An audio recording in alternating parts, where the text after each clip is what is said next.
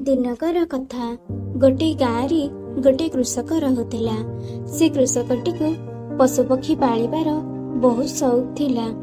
ता पाखरे आगरू ही बहुत सारा मईंषी थिला, जार क्षीर बिक्री करी से निजर घर चलाउथिला।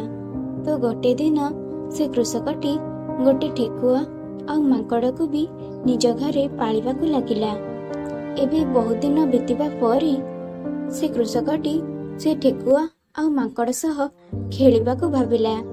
से कृषकटी निज खेतरे बहुत सारा छोट छोट गात करी देला और पुणी से गातरे माटी ढाली करी से गात को बंद करी देला और कौनसी एक गातरे एक गाजर को लुचाई देला। एबे से कृषकटी से मांकड़ और ठेकुआ को से गाजर को खोजिबाकु कहला। ठेकुआटी बहुत कॉन्फिडेंट थिला और ताकू निज उपरे बहुत विश्वास थिला।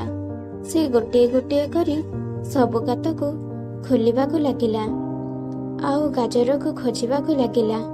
किंतु जो मांकड़टी थिला से बहुत नेगेटिव और अलसुआ थिला। से भाविला कि खेतरे एते सारा गात अछि और से गाजर कौनसी गोटे गातरे अछि, एते किए खोजिब। से मांकड़टी एया भावी गोटे गात उपरे जाई सोई पड़िला और एपटे ठेकुआटी निजर पूरा परिश्रमर सह गाजर खोजुथिला।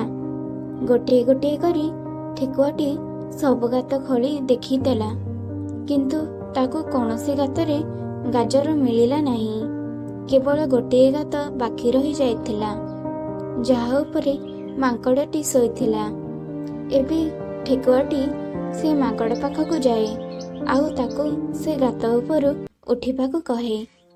ଯେମିତି ମାଙ୍କଡ଼ଟି ସେ ଗାତ ଉପରୁ ଉଠେ, ଠେକୁଆଟି ଗାତ ଖୋଳି ଗାଜର ବାହାର କରି ନିଏ ଆଉ ନିଜ ମାଲିକକୁ ନେଇ ଦେଇଦିଏ।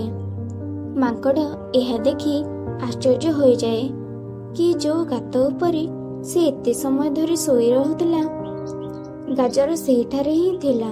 ସେ ଯଦି ଗୋଟିଏ ଥର ବି ଗାତ ଖୋଳି ଦେଖି ଦେଇଥାନ୍ତା ତେବେ ସେ ଗାଜର ତାକୁ ମିଳି ଯାଇଥାନ୍ତା ଆଉ ସେ ମାଲିକ ଆଗରେ ବଡ଼ ହୋଇ ଯାଇଥାନ୍ତା। ଏହା ଭାବି ସେ ନିଜର କାମ ଉପରେ ପସ୍ତାଉଥିଲା। ସାଙ୍ଗମାନେ, ଏ କାହାଣୀରୁ ଆମକୁ 3ଟି ବଡ଼ ଶିକ୍ଷା ମିଳେ। ପ୍ରଥମ ଏଇଆ କି ଆମକୁ କେବେ ବି ଆମ କାମ ପ୍ରତି ନେଗେଟିଭ ଭାବିବା ଉଚିତ ନୁହଁ। ଯେମିତି ସେ ମାଙ୍କଡ଼ଟି ଭାବିଲା କି ଏତେ ସାରା ଗାତ ଅଛି ଆଉ ଗାଜର କୋଉ ଗାତରେ ଅଛି ଜଣା ନାହିଁ। ଏହା ଭାବି ସେ ସେହି କାମକୁ ନିଜ ପାଇଁ ବଡ଼ ବନେଇ ଦେଲା।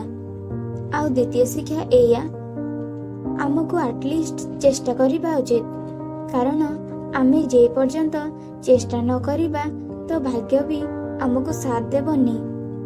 ଯଦି ସେ ମାଙ୍କଡ଼ଟି ଯେଉଁ ଗାତ ଉପରେ ଶୋଇଥିଲା ସେଠାରୁ ହିଁ ଗାଜର ଖୋଜିବାକୁ ଚେଷ୍ଟା କରନ୍ତା ତ ତାକୁ ଗାଜର ମିଳିଯାଇଥାନ୍ତା। ସେ କେବେ ବି ଚେଷ୍ଟା ହିଁ କରିନଥିଲା। ଆଉ ତୃତୀୟରେ ଆମକୁ ଏ କାହାଣୀରୁ ଏହି ଶିକ୍ଷା ମିଳେ କି ଆମକୁ ଜଲ୍ଦି ହାର ମାନିବା ଉଚିତ ନୁହଁ, କାରଣ ଆମକୁ ଜଣା ନାହିଁ କି ଆମକୁ ଆମ କାମରେ କେଉଁ ବର୍ଷ ସଫଳତା ମିଳିବ। ସେ 2025 ହୋଇପାରେ, 2030 ହୋଇପାରେ କି 2032 ବି ହୋଇପାରେ, କିନ୍ତୁ ଆମକୁ ସଫଳତା ସେତେବେଳେ ମିଳିବ ଯେତେବେଳେ ଆମେ ପଜିଟିଭ ଭାବନା ସହ ଚେଷ୍ଟା କରି ଚାଲୁଥିବା ଆଉ ହାର ମାନିବା ନାହିଁ। ଆଉ ଯଦି ତମେ ଏ କାହାଣୀକୁ ଅନ୍ୟ ଲୋକଙ୍କ ପାଖକୁ ପଠାଇବାକୁ ଚାହୁଁଛ ତ ଏ ଭିଡ଼ିଓକୁ ଲାଇକ୍ କର, ଯାହାଦ୍ୱାରା ୟୁଟ୍ୟୁବ ଏ ଭିଡ଼ିଓକୁ ଅନ୍ୟ ଲୋକଙ୍କ ପାଖକୁ ପହଞ୍ଚାଅ। ଆଉ ଯଦି କାହାଣୀ ଭଲ ଲାଗିଛି ତେବେ ଆମ ଚ୍ୟାନେଲକୁ ସବସ୍କ୍ରାଇବ୍ ନିଶ୍ଚୟ କରନ୍ତୁ। ମୁଁ ମିଶୁଛି ତୁମ ସହ ନେକ୍ସଟ କାହାଣୀରେ। ତ ସେ ପର୍ଯ୍ୟନ୍ତ ଅପେକ୍ଷା କର ଆଉ ଖୁସିରେ ରୁହ ଆଉ ଜୀବନରେ ଆଗକୁ ବଢ଼। Wish you all the best.